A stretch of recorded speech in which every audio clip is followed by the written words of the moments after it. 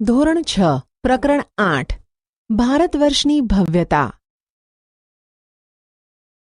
પાષાણ કાળથી લઈને લગભગ 8મી સદી સુધીના પ્રાચીન ભારતના ઇતિહાસનું આપણે અધ્યયન કર્યું.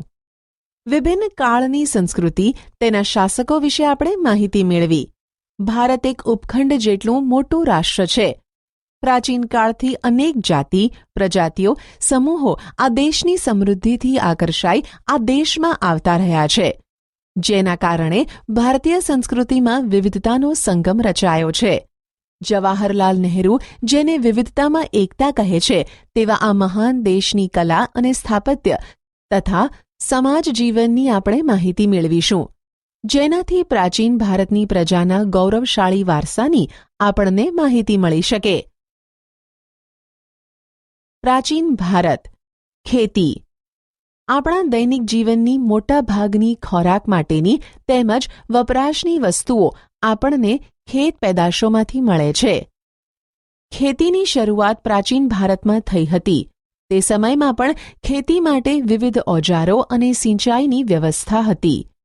પ્રાચીન સમયમાં ઘઉં, જવ, ડાંગર, જુવાર, બાજરી, તલ, વટાણા વગેરેની ખેતી થતી હતી.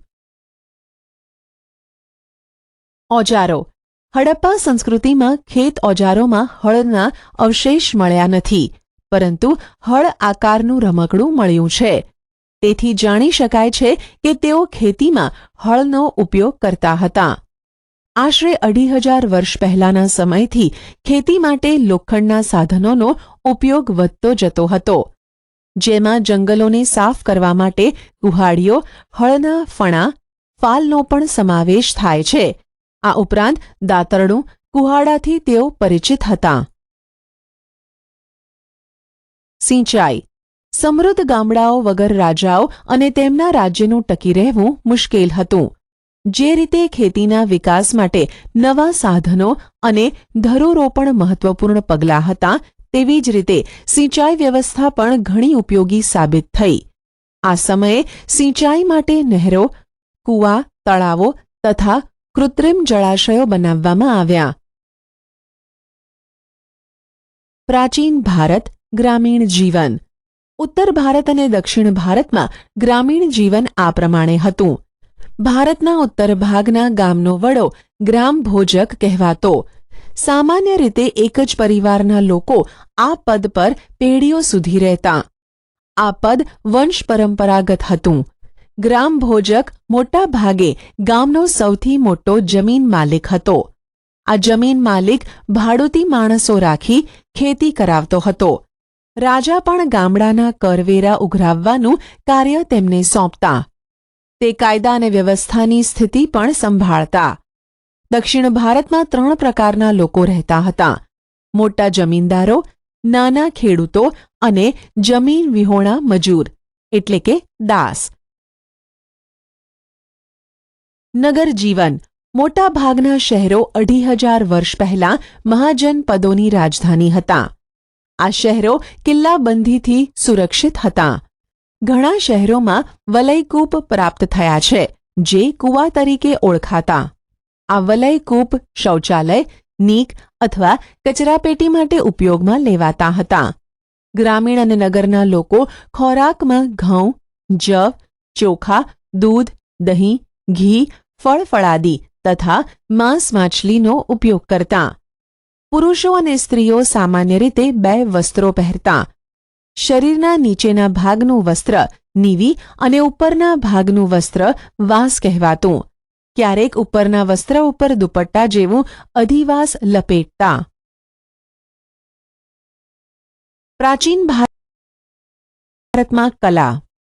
ઇતિહાસવિદો કલાને 2 ભાગમાં વહેંચે છે: 1 લલિત કલા અને 2 નિદર્શન કલા.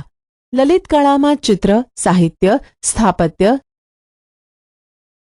સંગીત, માટીકલા વગેરેનો સમાવેશ થાય છે, જ્યારે નિદર્શન કલામાં નૃત્ય અને નાટકનો સમાવેશ થાય છે. આપણે આ બાબતોને વિગતે જોઈશું.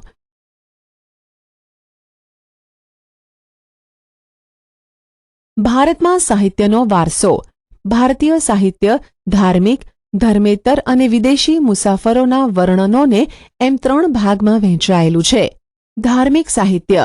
ભારતના સૌથી પ્રાચીન ધાર્મિક સાહિત્યમાં વેદોનો સમાવેશ થાય છે. તેમની સંખ્યા 4 છે: ઋગ્વેદ, યજુર્વેદ, સામવેદ અને અથર્વવેદ. વેદોને સમજાવવા માટે બ્રાહ્મણ ગ્રંથો અને આર્યણકોની રચના કરવામાં આવી, જેમાં શતપથ બ્રાહ્મણ, ગોપથ બ્રાહ્મણ અને બૃહદારણ્યક સૌથી અગત્યના ગણાવી શકાય. આ સિવાય રામાયણ અને મહાભારત એ બંને મહાકાવ્યો પ્રાચીન ભારતીય સમાજ, સંસ્કૃતિ અને ધર્મનો ત્રિવેણી સંગમ છે. વેદવ્યાસ રચિત મહાભારત પ્રારંભમાં જય સંહિતાથી ઓળખાતું, જે વિકસતું જતા 1,00,000 શ્લોકનું મહાભારત થયું. તે જ રીતે વાલ્મીકી રચિત રામાયણમાં ભગવાન શ્રીરામની કથાની સાથે આદર્શ સમાજ જીવન અને નૈતિક ધોરણોનું ચિત્રણ થયેલું છે. 108 જેટલા ઉપનિષદો ભારતીય ચિંતનના મહામૂલો ગ્રંથો છે. કઠ, કેન, પ્રશ્ન, મુંડક, માંડુક્ય, ઈશાવાસ્યમ અને છાંદોગ્ય ઉપનિષદો ભારતના તત્વજ્ઞાનના મહાન ગ્રંથો છે. પુરાણોની સંખ્યા 18 જેટલી છે, જેમાં વિષ્ણુ પુરાણ, ગરુડ પુરાણ, વાયુ પુરાણ અને મત્સ્ય પુરાણ તેમજ ભાગવત વિશિષ્ટ ગ્રંથો તરીકે ખ્યાત થયા છે. બૌદ્ધ અને જૈન ધર્મના મહાન ગ્રંથોમાંથી આપણને સમાજ જીવન અને ધર્મની માહિતી મળે છે. બૌદ્ધ ધર્મના મૂળ ગ્રંથોને ત્રિપિટક કહેવાય છે. તેમાં સૂત, સૂત્ર પિટક, વિનય પિટક અને અભિધમ પિટકનો સમાવેશ થાય છે. આ સિવાય જાતક કથાઓ, દિઘનિકાય, અંગુત્તર નિકાય અને મજીજ્મ નિકાય અગત્યના ગ્રંથો છે. નાગસેનનું મિલિંદ પાન્હો પ્રશ્નો અને આર્ય મંજીષી શ્રીમૂળ કલ્પ અગત્યના બૌદ્ધ ગ્રંથો છે. તિબત ભાષામાં બૌદ્ધ ગ્રંથની કઝાર અને તંઝર 2 સંહિતા પ્રસિદ્ધ છે. જાતક કથાઓ, દિઘનિકાય, મજ્જિમ નિકાય પણ બૌદ્ધ ગ્રંથો છે. આ ઉપરાંત બૃહદ કથા, હરિવંશ પુરાણ, વાસુદેવ હીડી, સિદ્ધ હેમ શબ્દાનુશાસન, દ્વયાશ્રય અને કીર્તિ કૌમુદી મુખ્ય છે. જૈન ગ્રંથોને આગમ ગ્રંથો કહેવામાં આવે છે. આવા આગમ ગ્રંથોની સંખ્યા 12 છે. જૈન ધર્મનું પ્રાચીન સાહિત્ય 14 પર્વ અને 12 અંગમાં વહેંચાયેલું છે. મુખ્ય ગ્રંથોમાં આગમો, આચારંગ અને વૈતાલિક દશાવૈતાલિક સૂત્ર અગત્યના છે. ધર્મેતર સાહિત્ય. જેમની વિષયવસ્તુ ધર્મની બહાર છે તેવી સાહિત્યિક ગ્રંથો ધર્મેતર સાહિત્ય તરીકે ઓળખાય છે. તેમાં મોટે ભાગે કાવ્યો, નાટકો, પ્રશસ્તિઓ, વ્યાકરણ ગ્રંથો અને સ્મૃતિઓનો સમાવેશ થાય છે. આ સ્મૃતિઓ એ ભારતના કાયદા ગ્રંથો છે, જેમાં મનુસ્મૃતિ, યાજ્ઞવલ્ક્ય સ્મૃતિ અને નારદ સ્મૃતિનો સમાવેશ થાય છે. કૌટિલ્યનું અર્થશાસ્ત્ર પણ કાયદા ગ્રંથ છે. પ્રાચીન ભારતમાં મોટા પ્રમાણમાં નાટકો અને કાવ્યોની રચના થઈ છે, જેમાં મહાકવિ ભાસ, કાલિદાસ, શુદ્રક, ભારવી જેવા મહાન સાહિત્યકારોનો સમાવેશ થાય છે. આવા અગત્યના મહાકાવ્યો અને નાટકોમાં અભિજ્ઞાન શાકુંતલમ, રઘુવંશમ, મેઘદૂતમ, કિરાતાર્જુનિયમ, સ્વપ્ન વાસવદત્તમ અને મૃચ્છકટિકમ વગેરેનો સમાવેશ થાય છે. દક્ષિણ ભારતમાં એક વિશિષ્ટ સાહિત્ય, જેને સંગમ સાહિત્ય કહેવામાં આવે છે, તેની રચના ઈસવીસનની પ્રથમ 3 સદીઓમાં થઈ હતી. મદુરાઈમાં 3 સંગમ સભામાં 1600 જેટલા લોકકવિઓએ વીર કાવ્યોની રચના કરી. આ સાહિત્યમાં શિલપ્પદિકારમ, મણિમેખલાઈ ખૂબ જ અગત્યના છે. સંસ્કૃત ભાષામાં સર્વશ્રેષ્ઠ વ્યાકરણ ગ્રંથ પાણિનીનું અષ્ટાધ્યાયી છે, જે ઈસવીસન પૂર્વે 5મી સદીમાં રચાયું હતું. અશોકના શિલાલેખો પણ પ્રાચીન ભારતના ઇતિહાસ, મૌર્ય સામ્રાજ્યના વહીવટી તંત્રો તથા બૌદ્ધ ધર્મના નૈતિક નિયમો વિશે માહિતી આપે છે. ગુપ્તકાળમાં પ્રશસ્તિ, કાવ્યો અને ગ્રંથોનો ઘણો વિકાસ થયો. સમુદ્રગુપ્તની પ્રયાગ પ્રશસ્તિના લેખક હરિશેણ હતા, તો ઉદયગીરીની ચંદ્રગુપ્ત દ્વિતીયની પ્રશસ્તિના લેખક વીરસેન સાબા હતા. બાણે હર્ષચરિતમમાં હર્ષની પ્રશસ્તિ કરી છે. વિદેશી મુસાફરોના વર્ણનો. ભારતમાં સદીઓથી અનેક વિદેશી પ્રવાસીઓ આવતા રહ્યા છે, જેમણે પોતાના ભારત પ્રવાસના વર્ણનો લખ્યા છે. તેમની આ પ્રવાસ નોંધોમાંથી ભારતીય સંસ્કૃતિ અને પ્રજાજીવનની માહિતી મળે છે. આવા મુસાફરોમાં ચંદ્રગુપ્ત મૌર્યના દરબારમાં રહેલા ગ્રીક એલચી મેગસ્થનીસ ખૂબ જ અગત્યના છે. તેમણે ઇન્ડિકા નામનો એક ઉત્કૃષ્ટ ગ્રંથ લખ્યો છે, જેમાં મૌર્ય યુગ વિશે આપણને માહિતી પ્રાપ્ત થાય છે. એ જ પ્રમાણે ગ્રીક નાવિક ટોલેમીએ ભૂગોળ વિશે લખેલા ગ્રંથમાં ભારતના બંદરો વિશેની માહિતી મળે છે. ચંદ્રગુપ્ત દ્વિતીયના સમયમાં આવેલ ચીનના મુસાફર ફાહિયાને અને સમ્રાટ હર્ષવર્ધનના સમયમાં આવેલ ચીની મુસાફર યુઅન શ્વાંગે તત્કાલીન ભારતીય સમાજ જીવન, શાસકો અને સંસ્કૃતિનું અદ્ભુત ચિત્રણ કરેલું છે. વેપારીઓ, નવા માર્ગો. પ્રાચીન સમયમાં ભારત વિવિધ ચીજવસ્તુઓ તેમજ વિદેશો સાથે વેપાર વાણિજ્યમાં મોખરે હતું. વેપારના કારણે ભારતની આર્થિક સમૃદ્ધિ શિખરે હતી. દેશ વિદેશ સાથેનો વેપાર જમીન માર્ગે અને સમુદ્ર માર્ગે થતો હતો. લોથલ હડપ્ય સંસ્કૃતિનું મોટું બંદર હતું. લોથલમાં બંદરની ગોદી, ડોકયાર્ડ, વહાણના ધક્કા અને વખારના અવશેષો મળ્યા છે, જે દરિયાઈ વાહન વ્યવહારની માહિતી આપે છે. લોથલના લોકો માટીકામના વિવિધ ઘાટના વાસણો અને વિવિધ પ્રકારના દાગીના બનાવતા. સેલખડી, છીપ અને હાથી દાંતમાંથી બનાવેલ મણકાઓનો વેપાર થતો. ભારતના મરી મસાલા અને કિંમતી પથ્થરોની વિશેષ માંગ રહેતી. ભારતથી સ્થળ માર્ગે મધ્ય એશિયા થઈને યુરોપ સુધી સુતરાઉ કાપડ, રેશમી કાપડ અને મસાલાની નિકાસ થતી. ખંભાત, ભરૂચ, સોપારા અને તામ્રલિપ્તિ જેવા આંતરરાષ્ટ્રીય બંદરોના માધ્યમથી વિશ્વના પૂર્વ અને પશ્ચિમ ભાગમાં સુતરાઉ કાપડ, રેશમી કાપડ, મસાલા, તેજાના, ઇમારતી લાકડાની નિકાસ થતી, જ્યારે સોનું, ચાંદી અને અન્ય ચીજોની આયાત થતી. ચીનથી વેપાર અર્થે કેટલાક લોકો દૂરના વિસ્તારોમાં પગપાળા કે ઘોડા ઉપર જતા હતા. તેઓ સાથે રેશમ કાપડ પણ લઈ જતા હતા. તેઓ જે માર્ગે મુસાફરી કરતા હતા તે માર્ગ રેશમ માર્ગ એટલે કે સિલ્ક રૂટ તરીકે જાણીતો બન્યો હતો. મુખ્યત્વે ચીન, ભારત, ઈરાન, અરબસ્તાન, ગ્રીક અને રોમના વેપારીઓ આ વેપાર માર્ગ સાથે સંકળાયેલા હતા. દક્ષિણ ભારતના બંદરો કાળા મરી અને અન્ય તેજાનાની નિકાસ માટે જાણીતા મુખ્ય કેન્દ્રો હતા. પ્રાચીન ભારતમાં ચિત્રકલા. ચિત્ર મનુષ્યના મનોભાવને પ્રગટ કરતું વિશિષ્ટ માધ્યમ છે. સાથે સાથે તે જે તે સમયની વાસ્તવિક પરિસ્થિતિનું પણ ચિત્રણ કરે છે. ભારતમાં સૌથી જૂના ચિત્રો પાષાણ યુગના મળી આવે છે. મધ્યપ્રદેશમાં ભીમબેટકા નામના સ્થળેથી પાષાણ યુગના સમયની આદિમ જનજાતિએ દોરેલા 500 કરતાં પણ વધારે ચિત્રો મળી આવેલ છે, જે આજે પણ એટલા જ જીવંત છે. આ સિવાય અજંતા, ઇલોરા અને બાઘની ગુફાઓમાં તથા અમરાવતીમાં ભારતીય સંસ્કૃતિ સાથે સંકળાયેલા ચિત્રો મોટા પ્રમાણમાં મળી આવે છે. અજંતા ઇલોરાના ચિત્રો વિશ્વવિખ્યાત છે, જેમાં બુદ્ધની જાતક કથાઓ અને બુદ્ધની સાધનાને ચિત્રોમાં વ્યક્ત કરવામાં આવ્યા છે. પદ્મપાણીનું વિશ્વવિખ્યાત ચિત્ર ભારતીય સંસ્કૃતિનું ઘરેણું છે, તો ઇલોરાનું શિવ મંદિર એક જ શિલામાંથી કોતરેલું મહાન શિલ્પ છે. પ્રાચીન ભારતમાં શિલ્પ અને સ્થાપત્ય. હડપ્ય સભ્યતામાં જોવા મળતું નગર આયોજન એ ભારતીય સ્થાપત્યના વિશ્વપ્રસિદ્ધ નમૂના છે.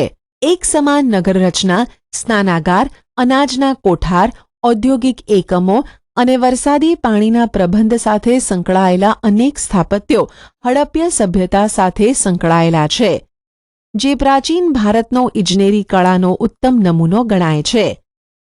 આ સ્થાપત્યોમાં ગુફા સ્થાપત્ય, મંદિર સ્થાપત્ય અને મહેલોના સ્થાપત્યોનો સમાવેશ થાય છે. ગુફા સ્થાપત્યોમાં બારાબારની પહાડીઓ, નાસિકના ગુફા શિલ્પો, અજંતા ઇલોરા અને અમરાવતીના ગુફા શિલ્પોનો સમાવેશ થાય છે. શિલ્પકલામાં મૂર્તિકલાનો ભારતમાં પૂર્ણપણે વિકાસ થયો હતો. મૂર્તિકલામાં 2 કળા શૈલીઓ પ્રાચીન ભારતમાં પ્રચલિત હતી. એક ગાંધાર કલા, જે ગ્રીક અને ભારતીય કલાશૈલીનો સંગમ હતી. ઉત્તર પશ્ચિમ ભારતમાં અફઘાનિસ્તાનમાં આવેલા તક્ષશિલા અને ગાંધારમાં આ કલાશૈલીના અનેક નમૂના મળ્યા છે. તેમાં બુદ્ધની મૂર્તિઓ મોટા પ્રમાણમાં બની હતી. બુદ્ધની વિશાળ પ્રતિમાઓ આ કલાશૈલીમાં બામિયાન અને ચારસડ્ડામાં જોવા મળે છે. 2. અન્ય કલાશૈલી સંપૂર્ણ ભારતીય છે, જે મથુરા કલા તરીકે ઓળખાય છે. તેમાં પણ સૌપ્રથમ બુદ્ધની મૂર્તિઓ બની. ત્યારબાદ મથુરા કલાશૈલીમાં હિન્દુ દેવી દેવતાઓની મૂર્તિઓ બનવા લાગી. અમરાવતી, અજંતા, નાસિક, સારનાથમાં પણ મૂર્તિકલાના નમૂના પ્રાપ્ત થયા છે. સ્તૂપો અને વિહારો. બૌદ્ધ ધર્મના સ્થાપત્યમાં સ્તૂપ, ચૈત્ય અને વિહારોનો સમાવેશ થાય છે. ગૌતમ બુદ્ધના નિર્વાણ બાદ તેમના જીવનની યાદગીરી રૂપે સ્તૂપ નિર્માણ શરૂ થયું. સૌપ્રથમ વજીજ સંઘમાં આ સ્તૂપોનું નિર્માણ થયું. સ્તૂપ એટલે નાના ગુંબજ આકારનું અંડાકાર સ્થાપત્ય, જેમાં મધ્યમાં બુદ્ધના અવશેષોને ડાબડામાં રાખવામાં આવતા અને બૌદ્ધ ધર્મીઓ ત્યાં ધ્યાન ધરતા. પછીથી સ્તૂપો ભારતમાં મોટા પ્રમાણમાં બનવા લાગ્યા, જેમાં અશોકનો સાંચીનો સ્તૂપ, લુંબિનીનો સ્તૂપ, સારનાથનો સ્તૂપ ખૂબ જ અગત્યના છે. અશોક પછીના સમ્રાટોએ પણ સ્તૂપ નિર્માણની પરંપરાને જાળવી રાખી. સાંચીના સ્તૂપ ફરતે કાષ્ઠ નિર્માણ કરવાનું કાર્ય શુંગ વંશના રાજાઓએ કર્યું. કનિષ્કે પુરુષપુર, પેશાવરના એક વિશાળ સ્તૂપ, જેને શાહજી કી ડેરી કહેવામાં આવે છે, તેનું નિર્માણ કરાવ્યું. સ્તૂપની આસપાસ પ્રદક્ષિણા પથ હોય છે. ચૈત્યો પણ પછીથી બૌદ્ધ કલાનું બહુ જ મોટું કેન્દ્ર બન્યા. ચૈત્યો ગુફાની જેમ પર્વત કોતરીને બનાવવામાં આવતા. ચૈત્યોમાં ગુફામાં જ હારબંધ સ્તંભો, દરવાજા, વિશાળ પ્રાર્થના મંડપ વગેરે કોતરીને તેને મંદિરનો આકાર આપવામાં આવતો તથા પ્રાર્થના ગૃહ તરીકે તેનો ઉપયોગ થતો. સ્તંભો ઉપર બારીક કોતરકામ કરવામાં આવતું. અમરાવતી, ભજ અને કાર્લેના ચૈત્યો વિશ્વવિખ્યાત થયા છે. બૌદ્ધ અને જૈન સાધુઓને રહેવા માટે પર્વત કોતરીને ગુફાઓ બનાવવામાં આવતી અને તે સ્થળો વિહાર તરીકે ઓળખાતા. જૈન અને બૌદ્ધ સાધુઓ આ વિહારોમાં રહીને અધ્યયન કરતા. યુઅન શ્વાંગે ઉત્તર ભારતમાં અને ગુજરાતમાં 100 જેટલા વિહારો હોવાનું નોંધ્યું છે. જૈન સ્થાપત્ય કલા સાથે પણ મૂર્તિઓ અને વિહારો જોડાયેલા છે. શ્રવણ બેલગોડામાં આવેલી ગોમતેશ્વરની જૈન મૂર્તિ વિશ્વવિખ્યાત છે. જૈન ધર્મના સાધુઓ અને બૌદ્ધ ભિક્ષુઓના નિવાસ માટે પહાડોમાં સંખ્યાબંધ ગુફાઓ બનાવવામાં આવી હતી. આવી ઘણી ગુફાઓ ગુજરાતમાં આવેલી છે, જેની માહિતી તમારા શિક્ષક પાસેથી મેળવો. શિક્ષણનો વારસો. હડપ્ય સભ્યતાનો વિસ્તાર અને તેની વિકસિત નગર વ્યવસ્થા જોતાં એમ કહી શકાય કે ભારતમાં ઉચ્ચ શિક્ષણ અને ટેકનિકલ શિક્ષણ 4000 વર્ષથી અપાઈ રહ્યું છે. મોહેન્જો દડોમાંથી શિક્ષણ સંસ્થાના અવશેષ પ્રાપ્ત થયા છે. આ સભ્યતા કાંસ્ય સભ્યતા તરીકે પણ ઓળખાતી, એટલે કે તેઓ કાંસુ બનાવવાની ટેકનોલોજી જાણતા. આમ કહી શકાય છે કે રસાયણશાસ્ત્રનો વિકાસ થયો હશે. કિલ્લા, મકાનો, સ્નાનાગાર, રસ્તા, સિવિલ ઇજનેરી તંત્રનો વિકાસ દર્શાવે છે. કાપડ વણાટ અને વહાણવટાનો વિકાસ દર્શાવે છે. યાંત્રિક ઇજનેરી તંત્ર હડપ્ય સંસ્કૃતિના સમયથી જ ભારતમાં પાંગરતું રહ્યું છે. પ્રાચીન ભારતમાં શિક્ષણ આપતી 5 વિદ્યાપીઠો, જેને આપણે યુનિવર્સિટી કહી શકીએ, તેના અવશેષો મળી આવ્યા છે. ઉત્તર પશ્ચિમ ભારતના ગાંધાર ક્ષેત્ર પાસે તક્ષશિલા મહાન શૈક્ષણિક તીર્થસ્થાન હતું. અહીંયા નીતિશાસ્ત્ર, સંસ્કૃત વ્યાકરણ, ખગોળ અને જ્યોતિષ, હિન્દુ ધર્મ અને દર્શનનું શિક્ષણ અપાતું.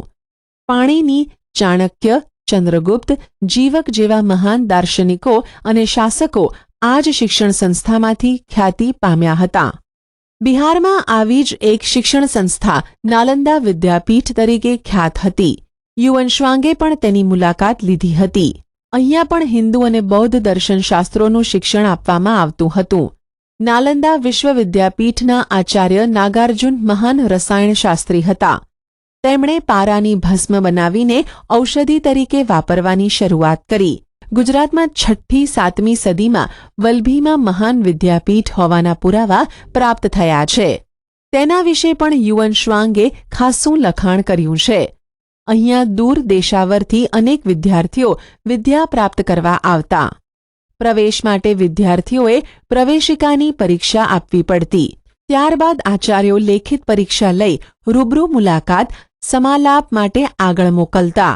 આવી આધુનિક કક્ષાની શિક્ષણ પદ્ધતિ તે સમયે ભારતમાં પ્રવર્તમાન હતી. અહીંયા હિન્દુ, બૌદ્ધ અને જૈન એમ ત્રણેય ધર્મ, ચિંતન, જ્યોતિષ, ખગોળનું જ્ઞાન આપવામાં આવતું. બંગાળમાં વિક્રમશિલા અને ઓદંતપુરી નામની 2 વિદ્યાપીઠો એટલે કે યુનિવર્સિટી અસ્તિત્વમાં હતી, જ્યાં બૌદ્ધ ધર્મ સાથે સંકળાયેલા 3 માળના વિશાળ પુસ્તકાલયો બનાવવામાં આવ્યા હતા. સિક્કા. ભારતનો ઇતિહાસ જાણવાનું એક અગત્યનું સાધન અને સમૃદ્ધિનું પ્રતીક સિક્કા છે. ભારતમાં સૌથી જૂના સિક્કા ઈસવીસન પૂર્વે 5મી સદીના પંચમાર્ક કોઈન તરીકે ઓળખાય છે. ત્યારબાદ ઇન્ડો ગ્રીક રાજાઓએ વિશિષ્ટ પ્રકારના સુવર્ણ સિક્કા શરૂ કર્યા, જેની ઉપર રાજાનું ચિહ્ન, તેની આકૃતિ એટલે કે ફોટો અને તેનો સમય ઉલ્લેખિત થયો હતો. તેનાથી આપણને તે સમયનો ઇતિહાસ જાણવા મળે છે. સૌથી શ્રેષ્ઠ સિક્કા ગુપ્ત કાળના જોવા મળે છે. સમુદ્રગુપ્તના વીણાવાદન કરતા અને વ્યાઘ્ર પરાક્રમ ચંદ્રગુપ્ત પ્રથમના રાજા રાણીના અને ગરુડના, ચંદ્રગુપ્ત દ્વિતીયના, વિક્રમાદિત્ય અને સિંહ વિક્રમના તથા ગરુડધ્વજના સિક્કા મોટા પ્રમાણમાં મળી આવેલા છે. આ સિક્કા મોટે ભાગે સુવર્ણના છે, જેનાથી તે સમયની ભારતની અપાર સમૃદ્ધિની માહિતી મળે છે. ભારતનો સર્વાંગી વિકાસ સદીઓથી થતો રહ્યો છે. જ્ઞાનની લગભગ તમામ શાખાઓ આપણા દેશમાં ફૂલી ફાલી અને વિકસી છે. ભારતનો મહાન સાંસ્કૃતિક વારસો સમગ્ર વિશ્વમાં અદ્વિતીય છે. આપેલા વિકલ્પોમાં